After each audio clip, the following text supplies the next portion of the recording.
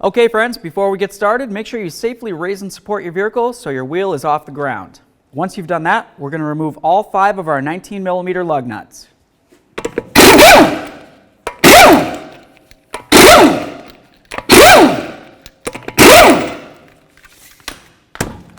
Remove your wheel.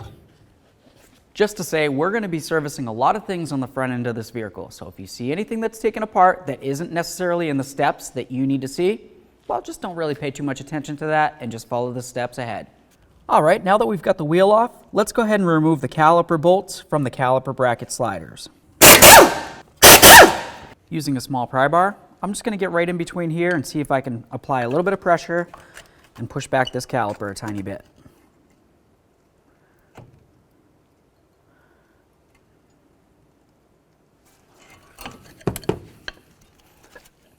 You can use a wire tie or even a bungee cord. Let's get our pads out of here. Remove your caliper bracket bolts, one here and one up here. Hold that bracket. Now it's going to be time to get the rotor off of here. If you find that it's stuck on the bearing, just give it a couple loving bonks around this area here. Just be careful for your studs and definitely don't hit the braking surface. Now we're going to use our 36mm socket and remove our axle nut. I always like to spray down the area with some penetrant. So next we need to push our axle out through our bearing. To do that, you never want to use the hammer directly on your axle because you could peen over the threads, and of course that's going to cause an issue. What I would like to use is a center punch. Come right in the middle here, give it a couple loving bonks. If you don't have a punch, just go ahead and use the original nut here. Put it on there so it's pretty much flush, and then you can go ahead and give it a couple bonks that way. When you do that, you don't have to worry about damaging the threads. Next, we need to remove our outer tie rod end nut. If you notice when you were trying to take off your outer tie rod end nut that the stud was just spinning inside your knuckle area, use some nice long pliers like this, and we're just going to try to squeeze that outer tie rod end up against here. Try to reset that stud into the knuckle. Now I'm going to continue on by loosening this. If you wanted to apply a little bit of heat to your nut, it might be helpful as well. Obviously, if your tie rod's in the same condition as ours, where the boot's just pretty much completely ruined / gone, just go ahead and replace your outer tie rod end. All right, let's get this out of here. Now it's time to get our ABS wire disconnected. Now we need to separate the knuckle from the actual strut itself. To do that, we're going to remove these 18mm nuts and then push out these bolts.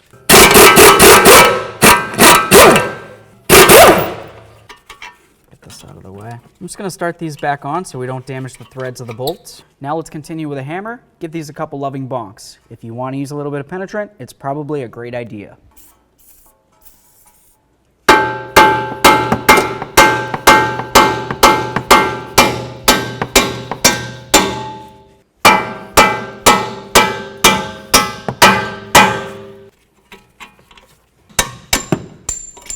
Now let's separate the two of these. Pushing on that axle a little bit.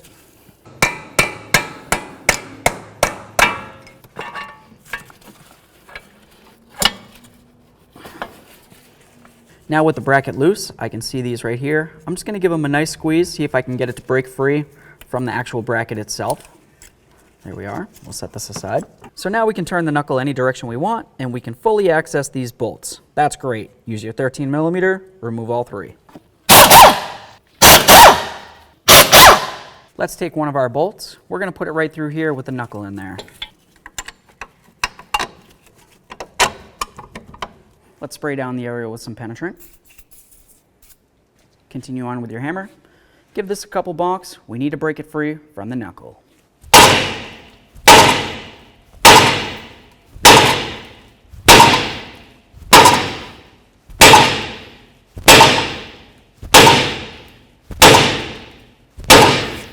Looks like it's barely starting to move. Now that we've got it starting to come off, let's remove that bolt. Continue on.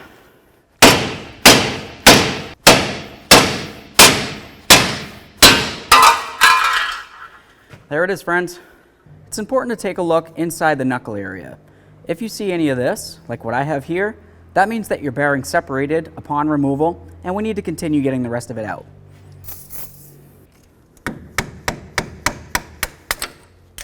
Now we need to clean up the mounting area for the new bearing.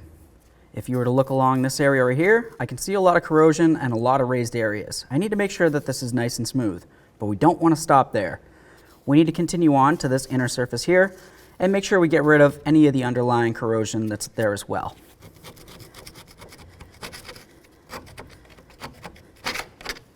Once you have the area cleaned up, go ahead and use a little bit of copper never seize along all the areas that you just cleaned.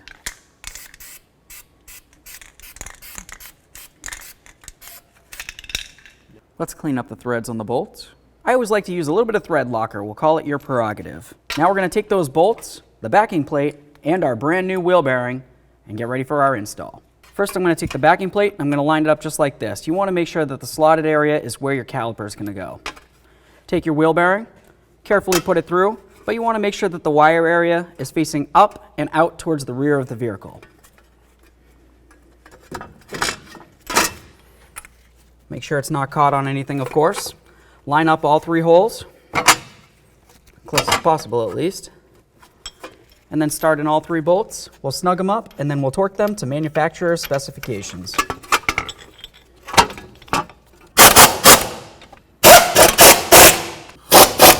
Okay, all 3 of those are snug. Now we're going to torque them. Torque this to 85 foot-pounds.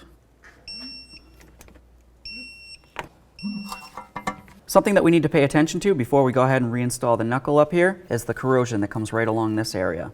If you have any corrosion along your knuckle, just make sure you get that off.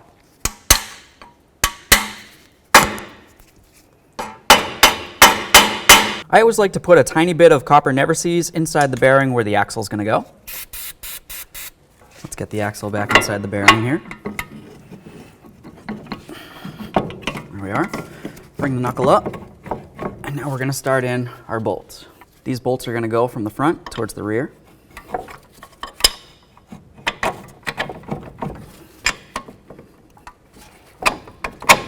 Let's get our ABS wire on here. Start on both of these nuts.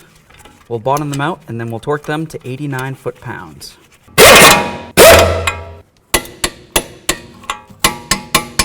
Connect in your ABS wire. Make sure it clicks in and locks. Then secure it right here. Let's put in our tie rod. Go ahead and put that nut on there.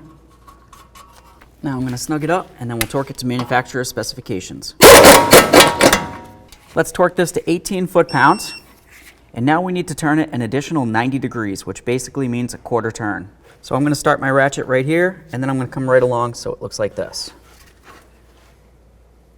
That's pretty decent.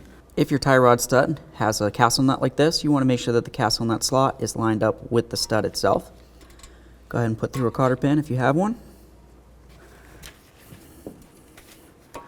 And of course lock it in. Next we're going to put on our axle nut. If you want to use a little bit of thread locker, we'll call it your prerogative.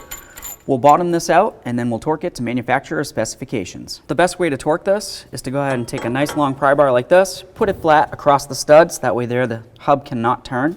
Now we're going to torque this to 159 foot-pounds.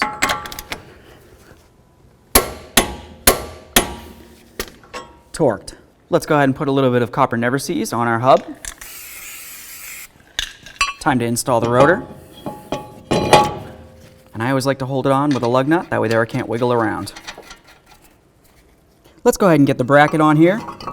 I always like to use a little bit of thread locker on my bolts. Start them both in, we'll snug them up, and then we'll torque them to manufacturer specifications.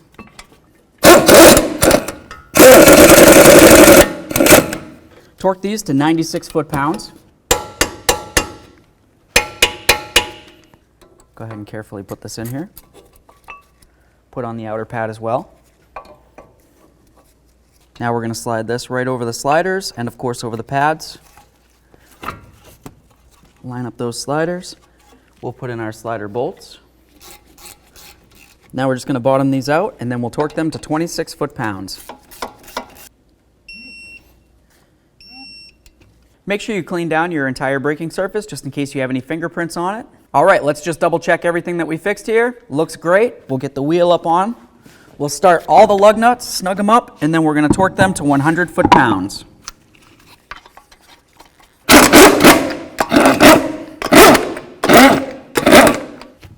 All right, 100 foot-pounds.